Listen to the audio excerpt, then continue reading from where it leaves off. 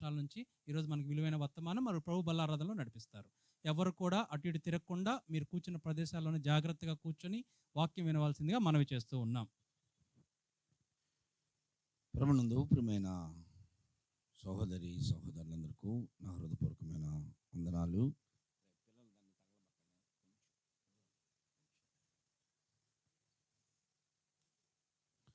సమయం ఎంత అని చెప్పండి.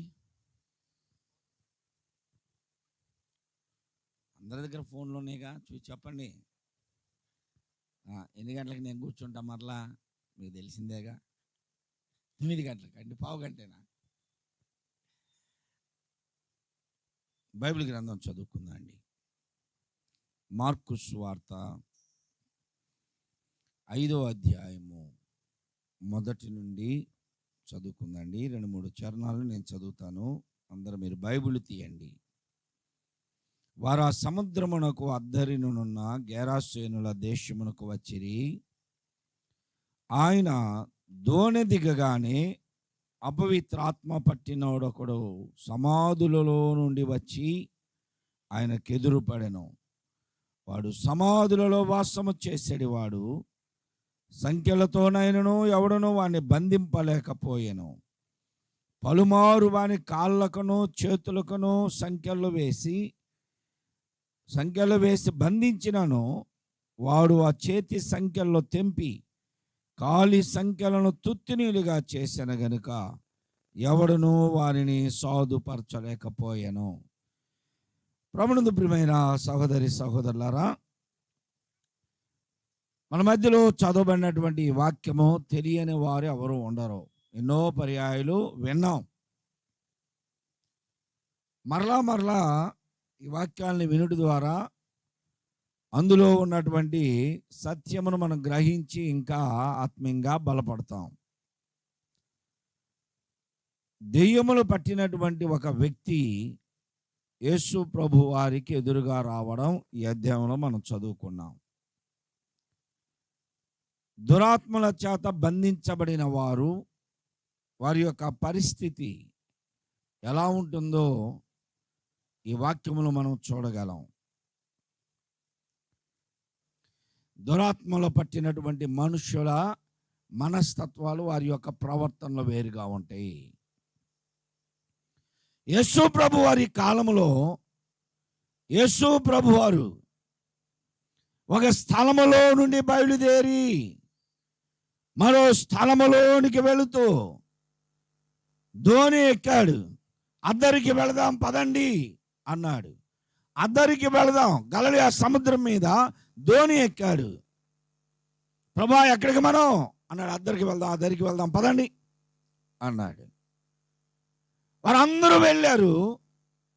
దోణి దిగగానే అద్దరిలో ఆ దోణి గలిలయ సముద్రం మీద ప్రయాణం చేస్తూ అద్దరికి వచ్చింది. దోణి దిగగానే, ఇప్పుడు చదవండి, ఆయన దోణి దిగగానే అపవిత్రాత్మ పట్టిన వాడొకడు సమాధులలో నుండి ఆయనకు ఎదురు పడ్డాడు. ఈ బాక్స్ రావట్లేదా? సమాధులలో నుండేవాడు దేవునికి ఎదురు పడ్డాడు. దోణి దిగి వారు లోపలికి వెళ్ళాలి ఊరిలోనికి. కానీ ఇక్కడ వెరీ గుడ్, బాగుంది. సముద్రపు ఒడ్డున ఊరికి బయట సమాధులు ఉన్నాయి. మన ఊరిలో కూడా కొంతమంది ఇప్పుడు ఇక్కడ ఉన్నటువంటి వారంతా కొంచెం గుంటూరు ఆ పక్కన పల్లెటూరుల నుంచి వచ్చిన వాళ్ళు ఉన్నారు కదా. ప్రతి ఊరికి సమాధులు ఎక్కడ ఉంటాయి చెప్పండి? వైకుంఠపురాలు ఇవన్నీ ఊరి మధ్యలో ఉంటాయి ఆ సమాధులు. మా ఇంటికి రండి, సమాధులు ఊరి మధ్యలోనే ఉంటాయి. సమాధులు చుట్టే మా ఇల్లులు. అంటే ఒకప్పుడు అవి ఊరి బయట ఉన్నాయి. 77 తుఫాన్కి మాకు ఇల్లులు ఇచ్చారు దాని పక్కన. ఇప్పుడు దాటి వెళ్ళిపోయినాయి. చుట్టూ ఇల్లులుంటే ఆ ప్రహరీ అంచమిటి కూడా అపార్ట్మెంట్స్ కట్టారు. ఇప్పుడు సమాధులు ఊరి మధ్యలో ఉన్నాయి. యేసు ప్రభు వారి కాలంలో ఊరి బయట సమాధి ఉంది. సముద్రము మీద ప్రయాణం చేసే దోణి దిగి బయటికి రాగానే ఆ సమాధులలో నుండి ఒకడు పరిగెత్తుకుంటూ వచ్చాడు. అతను ఎవరు పిలవలా,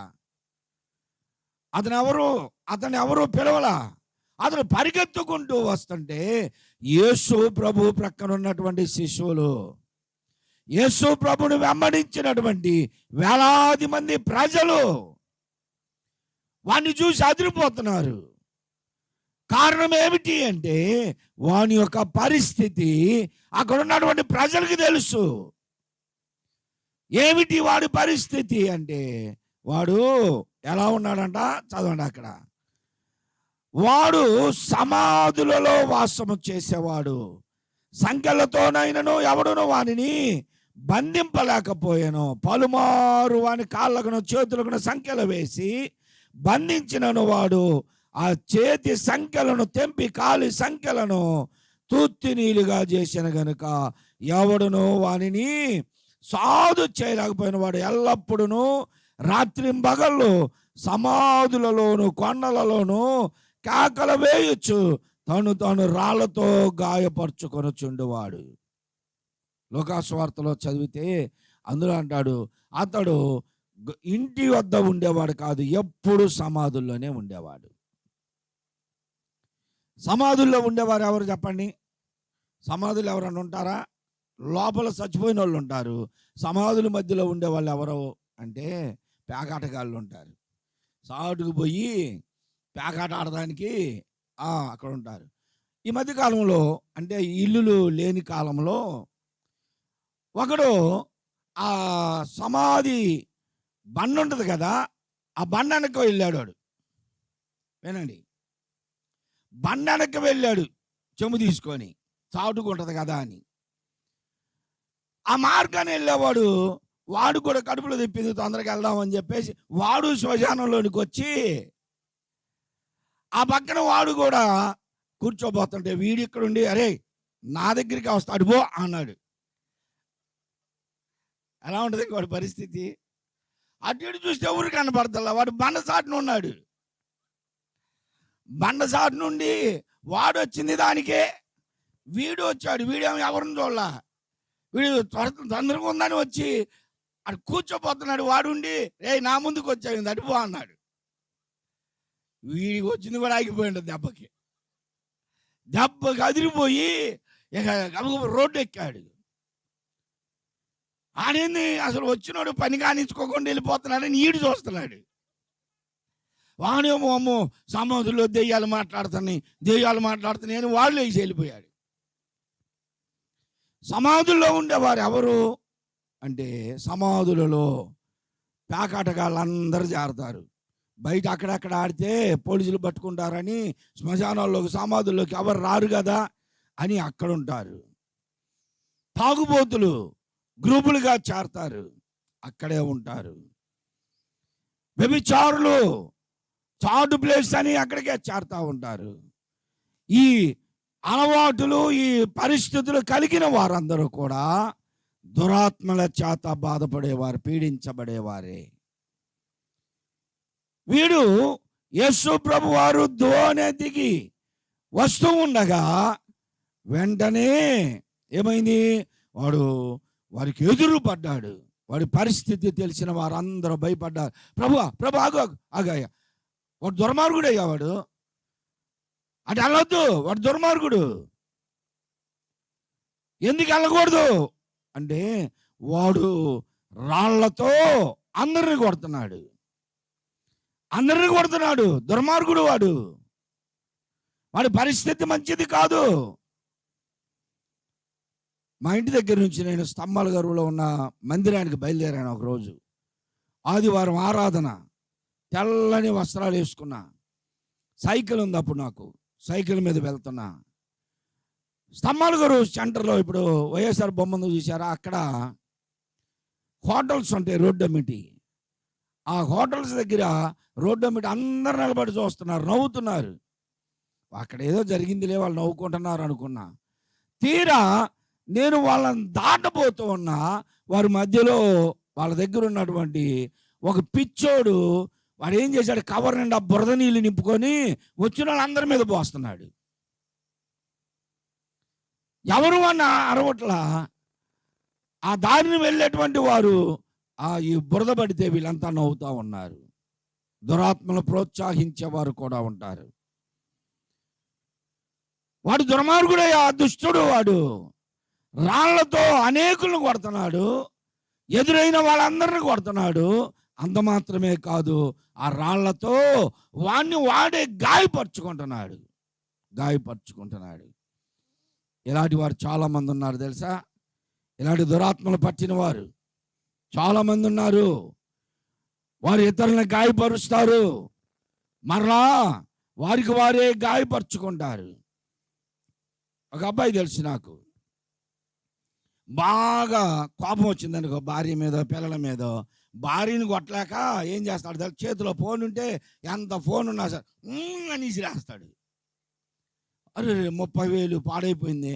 లేకపోతే అద్దాన్ని కొడతాడు. ఏ దెబ్బలు ఆమె మీద ఎత్తే దెబ్బ లైన్లోకి వచ్చిందిగా అండి. అబ్బో, అసలు ఆ ఊరిని చూస్తే అందుకని గోడ మీద కొట్టడం, పౌండ్లు పగల కొట్టడం, ఇతరులను గాయపరుస్తారు. ఇవన్నీ మగవాళ్ళకు వచ్చే కోపాలండి, ఆడవాళ్ళకి రావు. ఆడవాళ్ళ కోపం వస్తే పప్పు గుత్తులు తీసుకొని బయటకు వస్తారు. ఇప్పుడు లేవుగా, అవి కూడా మిక్సీలేగా. గాయపరుస్తారు, మాటల చేత గాయపరుస్తారు ఎదుటి వారిని. నువ్వు ఎంత మంచిగా ఉన్నా సరే, దురాత్మలు ఆవగించినటువంటి వారు, దుష్టుడు ప్రేరేపిస్తూ ఉంటే ఇతరులను గాయపరుస్తారు. ఎదుటి వారు మంచోళ్ళైనా సరే వారి మీద నిందలు వేసేస్తారు. ఎదుటి వారు ఎంత సాత్వికులైనా వారిని దూషిస్తూ ఉంటారు. ఇలాంటి దురాత్మల చేత పీడించబడుతున్న వారు అంత లెక్క ఉన్నారు. మంచి వాళ్ళని సహించరు, మంచిని సహించరు, సాత్వికత్వాన్ని సహించరు. చాలామంది ఎదుటివారిని నిందించి ఎదుటివారి హృదయాలను గాయపరిచి ఇక వారిని శారీరకంగాను ఆత్మీయంగాను కోలుకోకుండా చేసేటువంటి దురాత్మ శక్తులు చాలామంది ఉన్నారు. సంఘాల్లో ఉన్నారు, కుటుంబాల్లో ఉన్నారు, సమాజాల్లో ఉన్నారు. కుటుంబాల్లో లేరా? నలుగురు తోడుకోడలు ఉన్నారు, 2 ఉన్నారనుకో. ఒక తోడుకోడలు మౌనస్తురాలుగా ఉంటే రెండవ ఆమె మీదే అన్ని నిందలు మోపి ప్రచారం చేస్తూ ఉంటుంది. ఏం చేసేది నేను, మా అక్క నా మీద, లేకపోతే మా చెల్లెళ్ళు నా మీద ఇలాగా అని చెప్పేసి ఏడ్చుకుంటూ కూర్చుంటారు. చాలామంది విశ్వాసులు సావుకుల మీద నిందలు మోపే వాళ్ళు ఉన్నారు, సావుకులను దూషించేవారు ఉన్నారు. సావుకుల మీద లేనిపోని సృష్టించి వారిని గాయపరుస్తూ ఉంటారు. ఏం చేయగలరు సావుకులు? మీరు ఇలా అన్నారని అడగగలరా? అడగలేరు. ఏడ్చి ప్రార్థన చేస్తారు, హృదయాలు గాయపడిపోతాయి. ఎన్నో సందర్భాల్లో సంఘాల్లో విశ్వాసులు మంచిగానే ఉన్నట్టుంటారు, పక్కన తిరుగుతున్నాయి ఉన్నట్టుంటారు, అయ్యగారు వందనాలు అంటారు, కాని వందనాలు వెనక తందనాలు ఆడతారు. వాళ్ళు హృదయాల్ని గాయపరిచేవారు ఉన్నారు తెలుసా. ఎంత కృంగదీస్తారో విశ్వాసులు చాలామంది. అందరూ కాదండి, కొంతమంది అదే పనితో ఉంటారు. చిన్న విషయంలో కూడా సావుకుల్ని నిందిస్తారు. పార్టీ లేదనుకో, మీకేదో కొత్త రూల్స్ పెట్టుకున్నారు నాకు తెలియదులే, కానీ పార్టీ లేదనుకో వెంటనే ముఖం మార్చేస్తారు. సిస్టర్ ఏం బాగున్నారు, మేము కనపడితేగా మీ కళ్ళకి, మేము కనపడతామా? ఆ పాస్టర్ గారికి డబ్బులు ఉన్నోళ్ళే కనపడతారండి. ఆ పాస్టర్ గారికి మేము అసలు కనపడం, మాకు ఎన్ని వారాలు ఉందో పాటలు ఇక అని అలిగేవాళ్ళు, నిందించేవాళ్ళు ఉంటారు చాలామంది. మీ దగ్గర జరిగేది కాదు, నేను అన్ని చాట్లు తిరుగుతుంటాను కనుక బట్టి చెప్తున్నా. పాట ఇవ్వకపోతే అలిగేవారు, ప్రచారం చేసేవాళ్ళు ఉంటారు. ఏం ప్రచారం చేస్తారు తెలిసి, ఇంకా ఆయన కళ్ళకి వాళ్ళే కనపడతారు, మేము కనపడం. వాళ్ళ కళ్ళకి ఎలాగూ నిందించేవాళ్ళు చాలామంది ఉన్నారు. మేము భరించాం. ఇంత మాత్రమేనా? ఇంకా ఎన్నెన్నో రకాలుగా నిందిస్తారు. సావుకులను నిందించేవారు సంఘములోనే ఉంటారు, ప్రక్కనే తిరుగుతూ ఉంటారు, గాయపరుస్తూ ఉంటారు. యేసు ప్రభు వారు దోణి దిగి వస్తూ ఉండగా వీరందరూ అన్నారు, ప్రభు ఆగు ఆగు, వాడు దుర్మార్గుడు అయ్యేవాడు, వాడు రాళ్ళు తీసుకొని కొడతాడు, చేతులు నిండా రాళ్ళే ఉన్నాయి, వాడు చిన్న పెద్ద మంచి మర్యాద లేనోడు, గాయపరుస్తాడు. యేసు ప్రభు వారు వస్తుందే వాణ్ణి బాగు చేయడానికి. దేవునికి స్తోత్రం. వాణ్ణి బాగు చేయడానికే ప్రభు వస్తుంది. ప్రభు దోణి దిగి ఎక్కడో శ్మశానాల్లో ఉన్న వాణ్ణి గమనించి వాణ్ణి గద్దించాడు. ప్రభు మాటలు వీరికి కనపడాలా, ప్రభు మాటలు వీరికి వినపడాలా. శ్మశానంలో ఉన్నవాడిలో దాగి ఉన్నటువంటి దురాత్మలను ప్రభువు దోణి దిగగానే, ఏ దురాత్మ వాణిని విడిచి వెళ్ళు అన్నాడు. వాడు అక్కడి నుంచి పరిగెత్తుకుంటూ వచ్చాడు. నన్ను ఎందుకు బొమ్మంటున్నావు, నన్ను ఎందుకు బొమ్మంటున్నావు అని ఊగిపోతున్నాడు. చాలామంది ఇలాంటి కోపం వస్తే ఊగిపోతూ ఉంటారు. వదులు వదులు, నన్ను వదులు అంటుంటారు. వదిలండి, అసలు ఏముండదు ఇంక వాళ్ళలో. కొంతమంది చాలామంది అంతే, నేను చూస్తూ ఉంటా. రోడ్డు మీద గొడవ పెట్టుకుంటాడు వాడు, అక్కడ ఎవరితోనో గొడవ పెట్టుకొని అక్కడి నుంచి పరిగెత్తుకుంటూ వచ్చి ఇంట్లో దేవుడు ఆడుతూ ఉంటాడు. అంటా ఉంటే వీళ్ళందరూ ఏమైందిరా అంటే, నా మీదకి వచ్చాడని ఇక్కడ దేవుడు ఆడుతూ ఉంటాడు. ఉన్నాయి తీసుకోడు ఏదో ఒకటి. ఎందుకు వీళ్ళు పట్టుకొని ఆగురా ఆగురని ఆపుతారని, వాళ్ళు పట్టుకొని ఆపే కొలతీడు, నిన్ను చంపేస్తారా నరికేస్తారా అంటూ ఉంటాడు. వదిలితే ఏం చేయలేడు. ఈ దురాత్మ బట్టినోడు, వాడిలో ఉన్నటువంటి దురాత్మలో యేసు ప్రభువుకి ఎదురుగా వచ్చినాయి. కారణం ఏంటంటే ప్రభువు వానిలో ఉన్న దురాత్మలను గద్దించాడు. ఇది ఎవరికి తెలియదు. వాడు వచ్చి యేసు ఏమన్నాడు, యేసు సర్వోన్నతుడైన దేవుని కుమారుడా. ఎవరు అంటున్నారు ఈ మాట? సమాధులలో నుండి పరిగెత్తుకొని వచ్చిన వాడు. వాడేమన్నా నార్మల్గా ఉన్నాడా? వాడిలో దెయ్యాలున్నాయి, దెయ్యములు మాట్లాడుతున్నాయి. సర్వోన్నతుని దేవుని కుమారుడా అని దెయ్యాలు మాట్లాడుతున్నాయి. ఈరోజు ప్రసంగాలు సావుకులు చేస్తారు, దెయ్యాలు కూడా బోధలు చేస్తాయి. కానీ పరిశుద్ధాత్మ బోధ ఏదో, దురాత్మ బోధ ఏదో గ్రహించగలం మనం. ఎదురు వచ్చి ఇప్పుడు అంటున్నాడు, సర్వోన్నతుడైన దేవుని కుమారుడా, నాతో నీకేం పని అయ్యా, నాతో మీకేం పని అంటున్నాడు. నీతో మాకు అసలు పనే లేదు, కానీ మాతో నీకెందుకు పని? ఇప్పుడు దురాత్మలతో దేవునికి పని ఉంది. ఏంటి ఆ పని అంటే, వాడిలో నుండి వెళ్ళిపో అన్నాడు కనుక ఇప్పుడు వచ్చి నిన్నేం కదిలిచ్చామయ్యా మేము, నీతో ఏమన్నా ఒక మాట అన్నావా? ఎందుకు మమ్మల్ని వెళ్ళమంటున్నావు? మమ్మల్ని ఎందుకు వెళ్ళమంటున్నావు? నీ జోలి రాలేదు కదా మేము అని అడుగుతుంటే ప్రభు అన్నాడు, నీవు నా జోలి రాకపోయినా ఇదిగో వాడిని నీవు బాధ పెడుతున్నావు, నీవు ఉండడానికి వీల్లేదు, నీవు ఈ మనుష్యుని వదిలి వెళ్ళిపో అన్నాడు. వాడు వెళ్ళడానికి ఇష్టపడట్లా. దెయ్యం పట్టిన వాళ్ళకి ఒక్కొక్కరికి దెయ్యాన్ని దెయ్యం వస్తే పట్టుకొని, ఎంతకాలం అయింది నువ్వు చెప్పు, ఎంతకాలం అయింది నువ్వు వచ్చి అంటే, నేను చాలా కాలం అయిందయ్యా, మేము చాలా కాలం అయిందయ్యా అని చెబుతూ ఉంటారు. మా నాన్నగారు దెయ్యాలను వదిలి కొడతా ఉంటే, నాన్నగారికి ఎంటుకలు ఉండేవి, గడ్డం ఉండేది, అంగి వేసి బాగా ఆయన వస్తుంటేనే దెయ్యాలు పడిపోయాయంట. దెయ్యాన్ని పట్టుకొని వదిలిపెట్టి దాన్ని వదలగొట్టేటప్పుడు మేము పక్కనే ఉంటాం, అడుగుతూ ఉండేవాడు, ఎంతకాలం అయింది నువ్వు ఇక్కడికి వచ్చి అంటే, నేను చాలా కాలం అయింది అయ్యా. ఎప్పుడు? ఎంతకాలము? నీలో కూడా దాగి ఉన్నటువంటి దురాత్మను గుర్తించలేని స్థితిలో ఉంటున్నావు. అప్పుడప్పుడే నీలో కోపాన్ని పుట్టిస్తుంది. కోపం పుట్టించి దేని మీద వేస్తారు? బీబీ మీద వేస్తారు. అప్పుడప్పుడే నీలో లోక సంబంధమైన తలంపులు కలిగిస్తుంది, లోకాశలను కలిగిస్తుంది, నేత్రాశలను కలిగిస్తుంది, జీవపు డంబాన్ని కలిగిస్తుంది, పాపము మీద ఆకర్షణ కలిగిస్తుంది, దేవుని మీద, దేవుని వాక్యం మీద అసహ్యాన్ని పుట్టిస్తుంది, విసుగు విరక్తిని కలిగిస్తుంది. కాసేపు ప్రార్థనలో కూర్చోవాలంటే ఎవరికైనా సరే ఎంత బాధో. 25 సార్లు చూసుకుంటారు వాచి.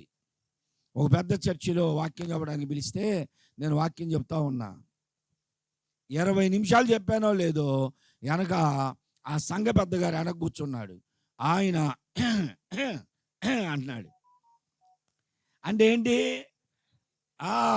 ఏం పాస్టర్ గారు 20 నిమిషాలు అయింది కానీ అన్నట్టు. నేను ఈ సగిలింపులన్నీ నాకు అర్థమవుతాయి. అయినా సరే నేను చెబుతా ఉన్నా. కూర్చొని సగిలించినోడు 10 నిమిషాల తర్వాత పైకి లేచి అని ఇటు చూస్తున్నాడు. నువ్వు ఎన్నిసార్లు చూసినా నేను ముగించండి అనుకున్నా. దేవుని సన్నిధానముకు వస్తే విసుగు కొంతమందికి. దేవుని సన్నిధానంలో ఉండరు. ఇదే ఇక్కడ ఒక స్క్రీన్ పెట్టి ఒక సినిమా వేస్తే ఆ సినిమా ముందు నువ్వు తెల్లవారు అది అయిపోయిన తర్వాత ఇంకొక సినిమా చూస్తాం అని 1200 ఇచ్చి బస్సు ట్రావెల్లో టికెట్ కొనుక్కొని బస్సులో ఎక్కితే ఆ బస్సు ఎక్కితే వాడు 12 గంటల దాకా బస్ స్టాండ్ దాకా తిప్పుతాడు, ఎక్కడెక్కడే తిప్పుతాడు. 1 గంటకి బైపాస్ ఎక్కించి ఇక వాడు దోలుతాడు. యాక్సిలేటర్ మీద కాలు పెట్టడమే కానీ బ్రేక్ మీద పెట్టడం తెలియదు వాడికి. ఇంకా ఇక వెళ్తూ ఉంటాడు, బస్సు ఊగుతూ ఉంటుంది. లోపల సినిమాలు పెడతాడు. లోపల సినిమాలు పెడితే వీళ్ళు సినిమా రందిలో ఉంటే వాడు దేనికి గుద్దినా హాయిగా అందులోనే పోతారు. ఎవరికి తెలియదు ఏం జరిగింది. ఆ బస్సు ఊగుతూ ఉంటుంది. నాకైతే నిద్ర పట్టదు. ఏం చేయాలి ప్రభువా? తప్పదు బస్సు ఎక్కడం. నీ ఇష్టం అయితే చేరువయ్యా, లేకపోతే లేదు. వాడు ఎవరికి వచ్చింది మళ్ళీ అటు పోతాడు, ఇటు వస్తుంది. వీళ్ళేమో సినిమా రందులో ఉంటారు. ఏం సినిమా వేస్తారు తెలుసా? ఓ రే యోగి. ఇక అసలు సినిమాలు వేస్తే ఎవరన్నా నిద్ర వచ్చిందండి. ఇక అయ్యా చూసేది ఎల్లలో విశ్వాసులండి వీళ్ళు. చర్చికి వచ్చేటువంటి విశ్వాసులు ఇంట్లో టేప్ రికార్డు పెడితే ఈ వీసీపీలు, వీసీఆర్లు, సీడీలు పెట్టి, బాక్సులు పెట్టి పెద్దగా పెడతారు ఈ పాటలు. ఆ ఇంట్లో 3 ఆడపిల్లలు ఉన్నారు, చదువుకుంటున్న ఆ పిల్లలు. ఇంగిత జ్ఞానము లేదు చాలా మందికి. ఏమిటి ఆ పాట? వచ్చి నన్ను కొడుకు నలిపే ఆ పాటలో, ఈ పాటలకి చాలా మంది పెదాయిపోతారంట. బొల్లే ఉందండి పాట. ఇవి నీ పిల్లల్ని పాడు చేస్తాయి, నీ జీవితాన్ని పాడు చేస్తున్నాయి. ఏ రోజైనా సరే దేవుని పాటలు పెట్టుకొని వింటున్నావా? ఆనందం నీలోనే. ఎప్పుడండి ఆనందం ఎక్కడుంది నీకు?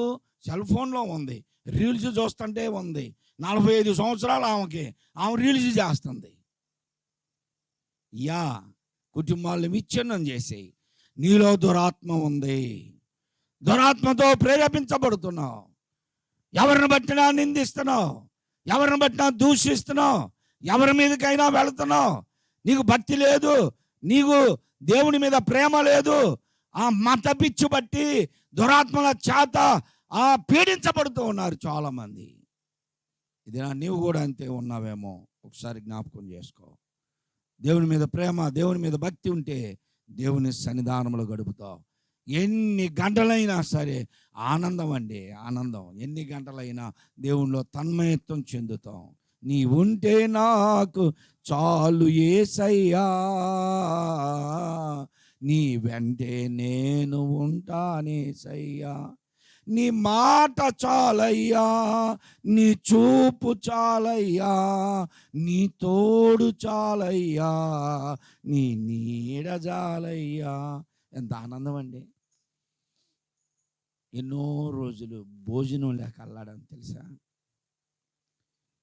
సువార్త చెప్పి కడుపు పీక్కుపోయేటట్టు గుండెల్లో బాధ అంతా సువార్తలో చెప్పి ఇంటికి వచ్చి మంచినీళ్ళు తాగి పండుకున్న రోజులు ఉన్నాయి. ఆ సమయాల్లో ఈ పాటలు పాడుకుంటూ ఎంత సంతోషిస్తామో, అలా పాట పాడుకుంటూ ఉండగానే నిద్రలోకి వెళ్ళిపోతాం. ఆకలి గుర్తురాదు, నిద్ర గుర్తురాదు, నిందలు గుర్తురావు, అవమానాలు గుర్తురావు, అపనిందలు గుర్తురావు, ఏ శోధన మాకు గుర్తురాదు. దేవుని స్తోత్రం. ఆనందం దేవుణ్ణి అనుభవించు, ఎన్ని గంటలైనా అనుభవించు, సమయాన్ని చూడకు, దేవునిలో అనుభవించు ఆనందాన్ని. లోకములోదంతా నీకు నీ జీవితాన్ని పాడు చేస్తుంది. వాడు దుర్మార్గుడు, దుష్టుడు, తనను తాను గాయపరుచుకుంటున్నాడు, ఇతరులని గాయపరుస్తున్నారు. నీ ఇంటి చుట్టూ ఉండవచ్చు, నీ ఇంట్లో ఉండవచ్చు, సంఘంలో ఉండవచ్చు ఇలాంటి వారు. అందుకని యేసు ప్రభు వాడి కొరకు బహుకాలము సమాధుల్లో ఉన్నాడు. బహుకాలము నుండి సమాధుల్లోనే ఉన్నాడు. సచ్చిన నిర్జీవమైన స్థితిలో ఉన్నాడు. శవాల మధ్యలో బ్రతుకుతూ ఉన్నాడు. శవాల మధ్యలో యవనస్తుడు ఒక అబ్బాయి సండే స్కూల్కి వచ్చాడు. సండే స్కూల్కి వస్తున్నాడు. సండే స్కూల్ నుండి మానేశాడు. దుష్ట సాంగత్యం చేశాడు.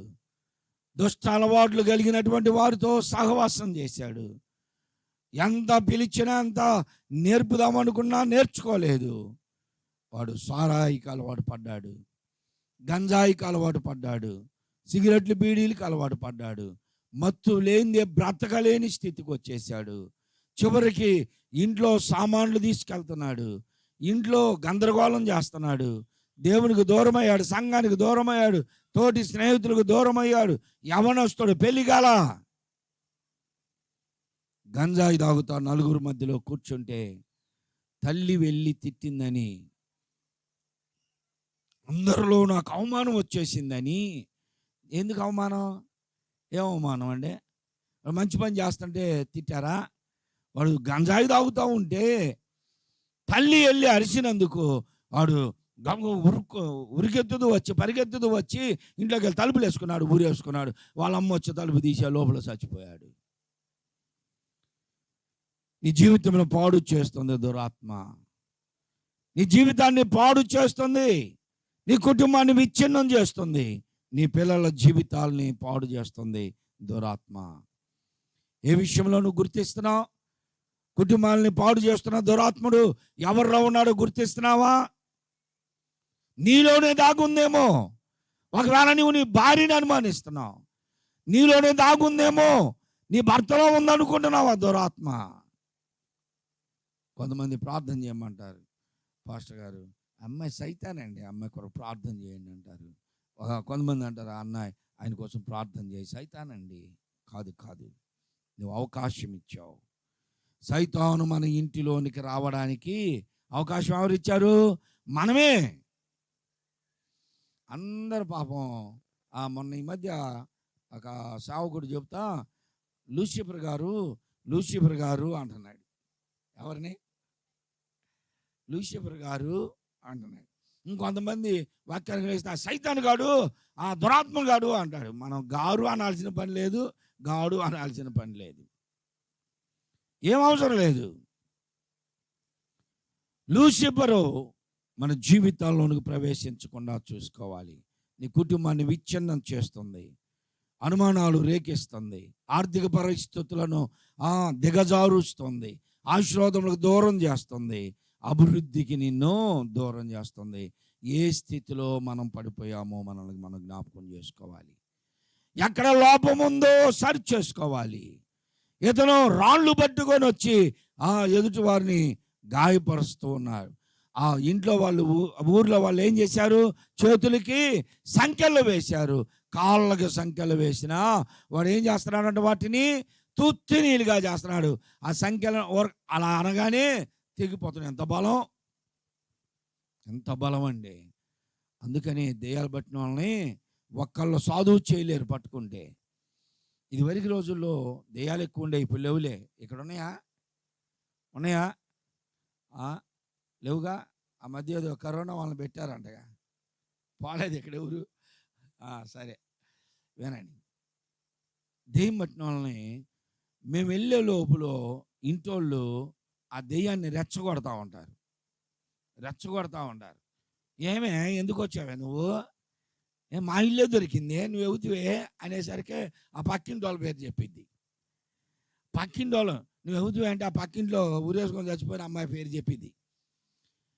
చెబితే ఇంక వీళ్ళు ఎట్ట తిడతారో తెలుసా, దానికి ఏ ఇల్లు కనపడలా, వాళ్ళ అత్తోళ్ళు ఇల్లు కనపడలా, వాళ్ళ అమ్మోళ్ళు ఇల్లు మా ఇల్లే కనపడ్డదే.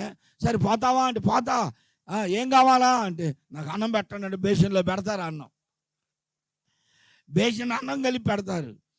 ఎలా తింటుందో తింటుందండి, మొత్తం తినేస్తారు. అంటే అక్కడ నువ్వేం చేసావు, దురాత్మ పోకుండా, సాతాను పోకుండా సాతాను కోరికలను తీరుస్తున్నావు, సాతాను ఆశలను తీరుస్తున్నావు. ఆహారం కావాలంటే పెడుతున్నావు, కోడిని కొయ్యమంటే కోస్తున్నావు, పులిహార పెట్టమంటే పెడుతున్నావు, ఇంకా ఏది కావాలంటే అది పెడుతున్నావు. నీ శరీరంలో కూడా దురాత్ముడు నిన్ను ఇలాగనే పీడిస్తున్నాడు. నీ నేత్రాశ ఏది కావాలో అది తీర్చుకుంటున్నావు, శరీరాశ ఎలా తీర్చుకోవాలో తీర్చుకుంటున్నావు, నీ జీవబడమ్మం ఎలా తీర్చుకోవాలో తీర్చుకుంటున్నావు. సాతానుని నీలో నుండి పోకుండా చేస్తున్నావు. ఇది ఈ దురాత్ముడు.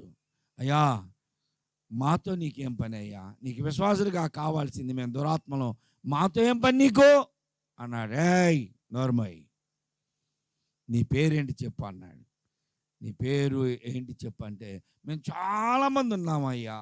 ఎవరి పేరని చెప్పమంటాం, చాలామంది ఉన్నాం, చాలా అంటారు, చాలామంది ఉన్నాం మేము అంటే, నువ్వెంతమంది ఉన్నా నాకు భయం లేదు, నువ్వు బయటికి వచ్చేసేయాలి, నువ్వు బయటికి రావని వదిలిపెట్టి అంటే బ్రతిమలు ఆడుతున్నాయి. అయ్యా అయ్యా అయ్యా మేము ఈయన వదిలిపెడతాం కానీ ఏదో ఒక ఆత్మలకు పంపించు. దెయ్యం పట్టిన వాళ్ళని వదిలిపెడతంటే, వెళ్ళిపోతావా, వెళ్ళిపోతావంటే ఈ అమ్మాయిని కూడా తీసుకెళ్తానండి అంటది. దెయ్యం పట్టిన వాళ్ళు వాళ్ళని కూడా తీసుకెళ్తారు. నీలో ఉన్న దురాత్మ నిన్ను నశింప చేసేదాకా నిన్ను వదిలిపెట్టదు. నీ జీవితాన్ని పాడు చేసిందాకా, నీవు దేవునికి దూరం అయ్యి నిత్య నరకాగ్నికి వెళ్ళేదాకా దురాత్మ నిన్ను విడిచిపెట్టదు. ఈ దెయ్యాలు పట్టిన వాడిలో ఉన్న దెయ్యాలు అంటని మేము వెళ్ళిపోతాం కానీ అయ్యా ఆ పందుల్లోనికి మమ్మల్ని పంపించు. అసహ్యమైన జీవితంలోనైనా జీవిస్తాం కానీ నీ దగ్గర ఉండం, వెళ్ళిపోతాం. ప్రభు అన్నాడు వెళ్ళిపోండి, వెళ్ళిపోవాలా. అతడు అంతకుముందు వస్త్రములు కూడా లేకుండా తిరిగాడు, దిగంబరిగా తిరిగాడు, సంఖ్యల్లో కూడా తెంచేశాడు, గాయపరుచుకున్నాడు, గాయములు చేశాడు, వస్త్రములు లేకుండా జీవించాడు. ఇప్పుడు వాడు దిగంబరి అని గుర్తించాడు.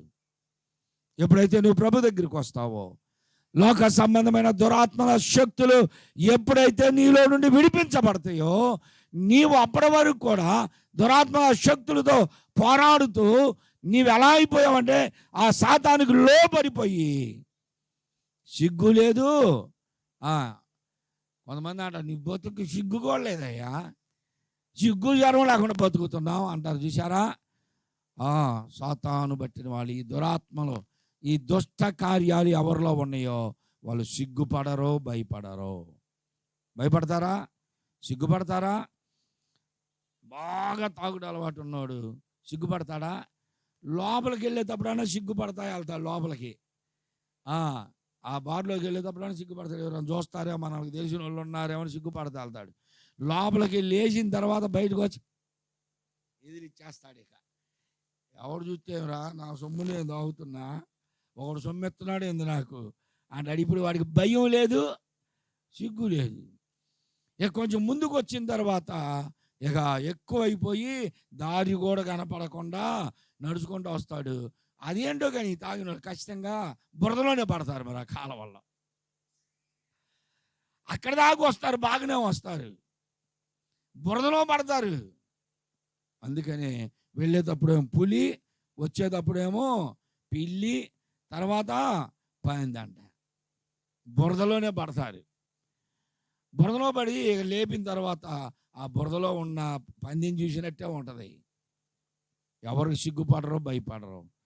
దురాత్మ నీలో ఉన్నంత కాలం నీకు అవమానం రాదు. అవమానాన్ని నీవు అనుకోవు అవమానం అని.